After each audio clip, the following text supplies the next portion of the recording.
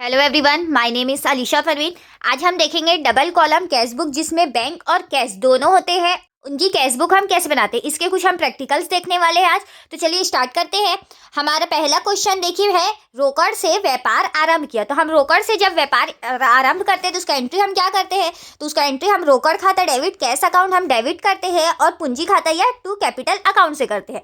तो देखिए हमारा यहाँ पे फॉर्मेट जैसे कि हमने पहले वीडियो में ही बता दिया था कि date, particular, voucher number, ledger folio, amount और बैंक होता है। तो इसमें हमारा क्या हुआ है, कैश डेबिट हुआ है तो हम डेबिट साइड आए हैं, उसका नाम ना लिखकर हम उसके बदले में जो क्रेडिट हुआ है तो कैपिटल अकाउंट, तो पूंजी खाता से, और अमाउंट हमने लिख दिया है कैश वाले कॉलम में।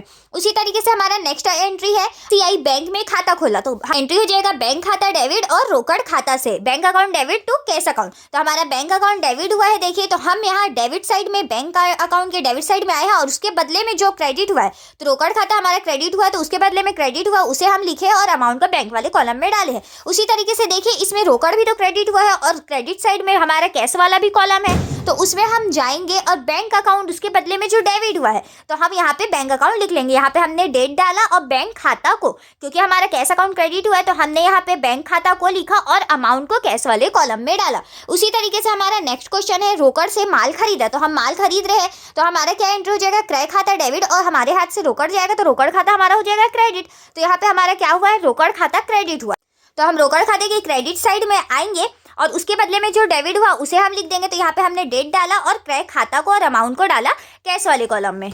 तो हमारा नेक्स्ट क्वेश्चन देखिए, नेक्स्ट क्वेश्चन हमारा है, रोकड़ से ऑफिस के लिए मशीन खरीदा। तो हमने मशीन खरीदा है तो मशीन खाता हमारा डेबिट हो जाएगा और रोकड़ खाता से हो जाएगा। तो देखिए हमारा रोकड़ खाता यहाँ क्रेडिट हुआ है तो हम क्रेडिट साइड में आए हैं, डेट डाले हैं और मशीन खाता को जो उसके बदले में डेबिट हुआ है और अमाउंट को हमने डाला है कैश वाले कॉलम में। उसी तरीके से हमारा नेक्स्ट क्वेश्चन है, रोहन को नगद माल बेचा। तो हमने नगद माल बेचा है मतलब पैसा आया है, तो रोकड़ खाता डेबिट और विक्रय खाता से हमने किया होगा। तो यहाँ पे देखिए हमारा कैश अकाउंट डेबिट हुआ है तो हम यहाँ पे डेबिट साइड में आए हैं और डेट डाले हैं और विक्रय खाता से टू सेल अकाउंट, अमाउंट को हमने कैश वाले कॉलम में डाल दिया। उसी तरीके से हमारा नेक्स्ट क्वेश्चन है, नगद बेचा। तो इसके लिए भी सेम एंट्री हो जाएगा, रोकड़ डेबिट और विक्रय खाता से।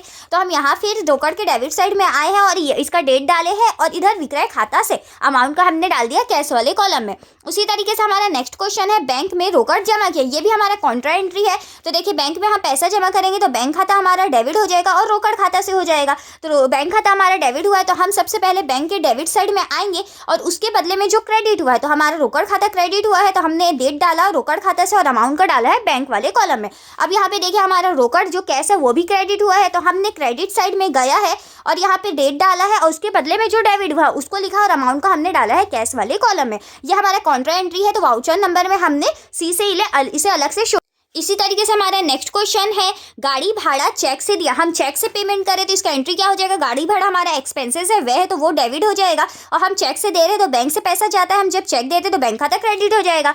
तो हमारा बैंक खाता क्रेडिट हुआ है इसलिए हम क्रेडिट साइड में आए हैं और इसमें डेट डाले हैं और गाड़ी भाड़ा खाता को और अमाउंट का हमने डाला है बैंक वाले कॉलम में। उसी तरीके से हमारा नेक्स्ट क्वेश्चन है, निजी उपयोग के लिए रोकड़ निकाला। तो निजी उपयोग के लिए, पर्सनल यूज के लिए हम निकाले तो इसका एंट्री क्या हो जाएगा, आहरण खाता हमारा डेबिट हो जाएगा, ड्रॉइंग अकाउंट डेबिट हो जाएगा और रोकड़ खाता से हो जाएगा। तो रोकड़ हमारा इसमें क्रेडिट हुआ है तो हम क्रेडिट साइड में आएंगे, डेट डालेंगे और उसके बदले में जो डेबिट हुआ है तो आहरण खाता को और अमाउंट वाले कॉलम में हम जाके इसका अमाउंट लिख देंगे। उसी तरीके से हमारा लास्ट क्वेश्चन है, किराया चेक से दिया। तो हम चेक से किराया का भुगतान कर रहे हैं, रेंट का भुगतान कर रहे हैं, ये भी हमारा एक तरीके के एक्सपेंसेस है।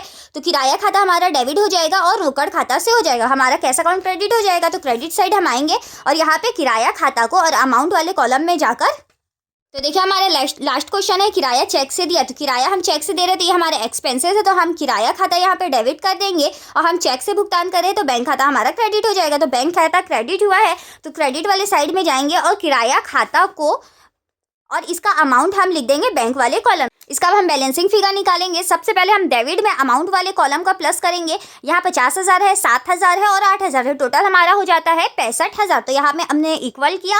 अब इसमें हम क्रेडिट साइड में जितने अमाउंट वाले कॉलम है, अमाउंट वाले कॉलम में 30,000 है, 1,000 है, 5,000 है, 7,000 है और 2,000 है, उसे माइनस किया तो हमारे क्रेडिट साइड में कम आ रहा है 11,000। तो हमने शेष ले गए, लिखा और 11,000 लिख दिया। अब यहाँ पर डेबिट साइड में भी 65,000 हो गया।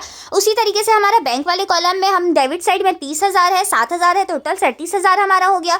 अब क्रेडिट वाले कॉलम से इसे माइनस कर देंगे, तो यहाँ 500 है और 1,000 है, तो हमारे क्रेडिट वाले साइड में बैलेंसिंग फिगर गया 35,500। अब यहाँ पे इधर सबका मिला के भी 37,000 हो गया। अब देखते हैं हम आंसर मैच करते हैं। तो हमारा रोकड़ शेष देखिए 11,000 है, जो कि यहाँ पे हमारा मैच कर चुका है, और यहाँ पे बैंक का शेष हमारा 35,500 है, जो कि हमारा मैच कर चुका है।